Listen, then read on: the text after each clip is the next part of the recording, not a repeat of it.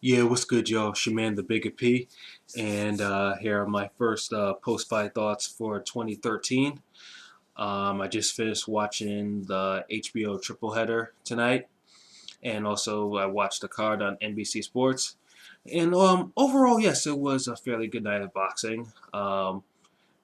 Pretty much I did like all the fights that aired. Starting with the NBC Sports card, Alvin Ayala versus Curtis Stevens. Now, Curtis Stevens is not someone I've been really high on, and I may have dismissed him as a head case because I remember I watched a couple of his fights, the Brinkley fight, the Durrell fight, and I'm not a fan. I always thought he was something of an underachiever. But he impressed me. He got down to business and he took out real quick with a left hook. And it was funny that happened afterwards when that fan came in the ring, or either someone from my other's camp or family, and I was having flashbacks of Bo and Galata, happening again. But luckily, he didn't get to that aspect, where people were brawling in the audience, so that would have been funny as hell to watch.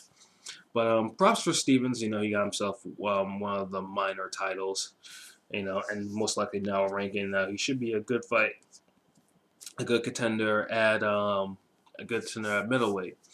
It's probably, I've seen him fight before. I know he's from he's actually from a town over from where I grew up in Connecticut. So I've seen him fight. He's a good fighter and he's a good boxer.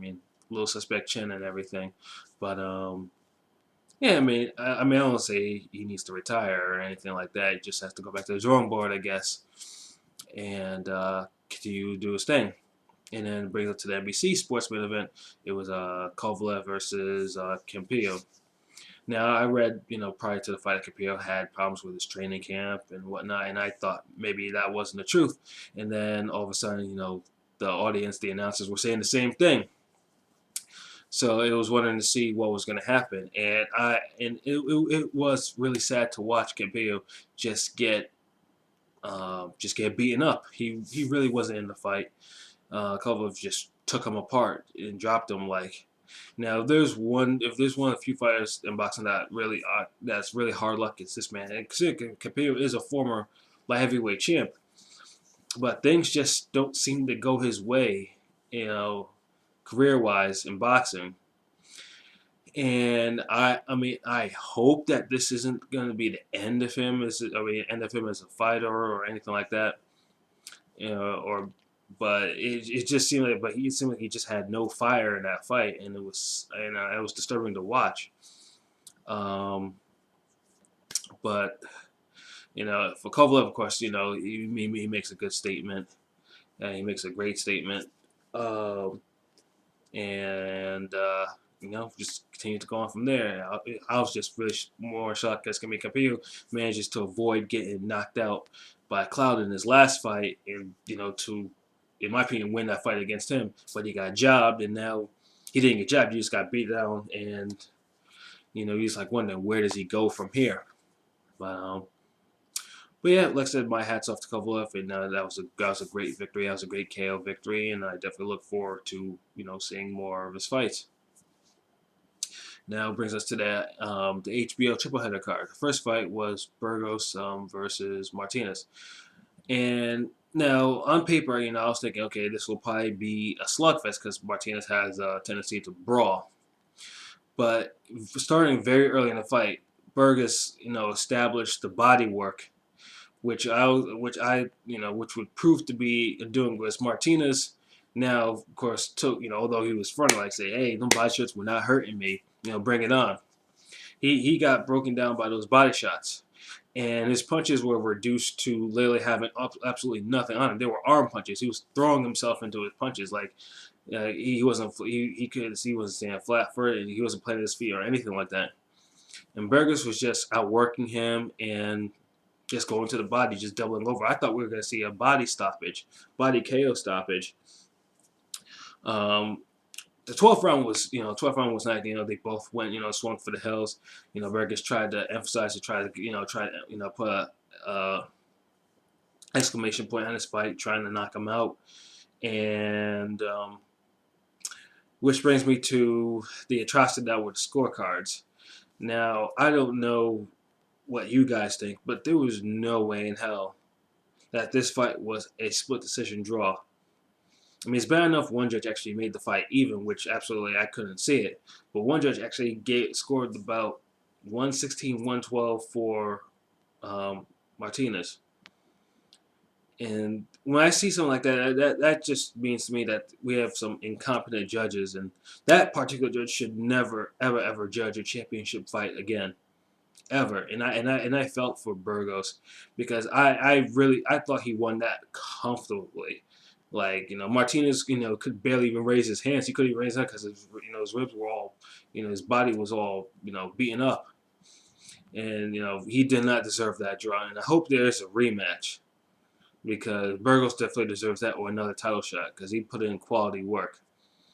Um, and second fight was Rosado versus Golovkin. Now, originally, when I thought of this fight, I knew I was like Golovkin will probably will stop Rosado, but I was thinking it would probably be an actual straight KO. Instead, we got a bloodbath as Rosado was, he got cut early on in round two, but Rosado was just too brave for his own good. He really took a bad beating. Like, he was bleeding from his nose, bleeding from his mouth, bleeding from cuts over his eyes. He was getting. I mean, Golovkin. And the fun thing with Golovkin is he doesn't look like he's actually getting the most. I mean, well, some punches he's not getting. Someone's just like a straight jab or a straight right hand, and and Rosado was just going all over the place. He was falling into the ropes. And he tried, Rosado tried. He was hitting him with some shots. He managed to swell up both, he managed to put, welts underneath both Golovkin's eyes. But I think it was just too much weight. It was just way too much weight for Rosado to handle. And that's what I said where he got too brave for his own good because Golovkin was really, like, brutalizing him. Like, it was a testament to Rosado that he did not leave his feet because there was times I was like, he should just go down. They should probably stop the fight, which they thankfully did. Where Rosado's corner, thankfully, before Golovkin actually did catch up to him and knock him cold or senseless, and stop the fight. But both fighters stocks Golovkin. He now obviously he's going to be an interesting player at the middleweight division. Of course, he's a champion. And Rosado, well, I mean, definitely at 154, he should go back to 154 because it's just too much weight for him right now. And basically his stock rose.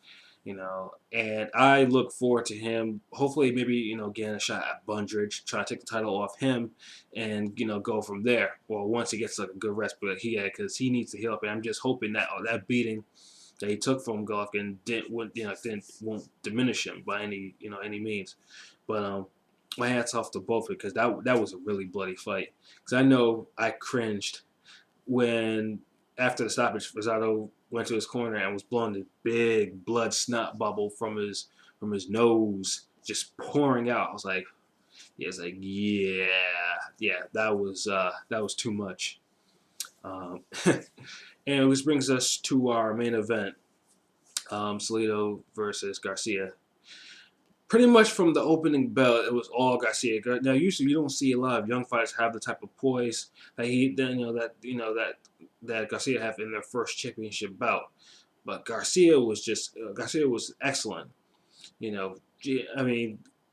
Salido just looked absolutely lost. Like he didn't know what to do. He was coming forward. He was walking the right hands, walked into an uppercut. He was getting Garcia was faster than he was, and it got to the point where Salido was now looking, try to get some home run shots in. Salido was game, and I couldn't, because Salido's a warrior, and I like that he still kept on going forward. There was no thoughts of quitting, even after taking 4 knockdowns and being hopelessly behind on points. Yeah, but Garcia looked like he was definitely on his way to a decision because I didn't see him actually knocking out Salido. Maybe dropping maybe a couple more times, but that was about it. It was this, but the fight ending the way it did, I didn't like it. I mean, I've seen boxing. I mean, I've watched boxing for a while. I've seen a lot of fights, and and then all types of injuries and whatnot. But usually the funny thing is the one common injury that I know a lot of boxers do get, the broken nose. I don't really see. I don't think I even remember a time I seen a fight end on a broken nose. Although it was pretty messed up what Salido did, um, because he led with his head, and it was just a full snap. And I was like, yeah, that nose is busted.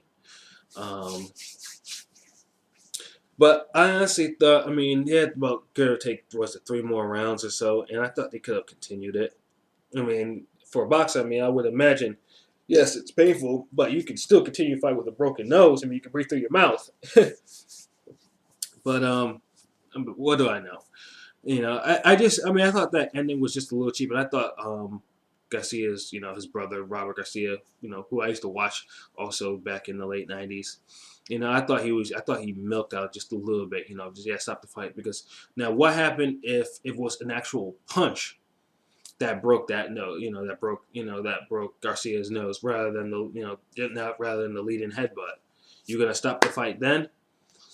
That to me it just I mean it wasn't like a cut, it wasn't a dislocation, it wasn't like his nose was split down the middle or anything like that. I thought he could have just toughed it out and continued, get it, win his title proper like, um, but it didn't happen, and Garcia is the new featherweight champion, and he like I said, other than that, he was spectacular in the ring.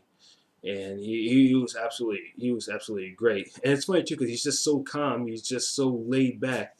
Doesn't show a lot of excitement. He won the title.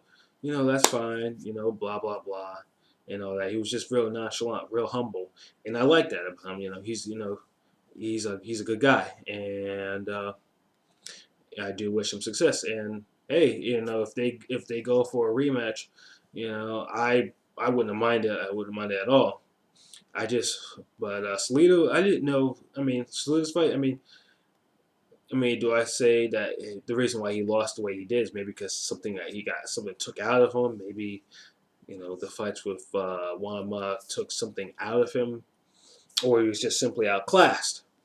Could be a little bit of both. Could be he was just outclassed, and also he's obviously getting older, and plus, he's had one of those typical, you know. Mexican careers, they start early and they stay. And usually around his age, they really start fading, because of of the amount of fights that they've had. But hey, I mean, if they want to go for broke, and another rematch, I'll be more than happy to watch it. So yeah, that's pretty much my post-fight thoughts, and it's been a while since I did one, and but it's also been a while since we've actually had some boxing on on TV. We went like 3 weeks without any boxing. And it was great just to have have those fight nights. Just sit down and watch boxing. All right, well that's it for my thoughts, and yep, and I'm sure you'll see another video from me, with the next double header, triple headers. I actually like how HBO and Sports are doing it this year, stacking fights. People want to see they're finally getting they're going in the right direction of getting some of these fights, getting some of these fighters known, getting them noticed, and getting them seen. But yeah, you'll see another video from me real soon. All right, have a good night, y'all. Peace.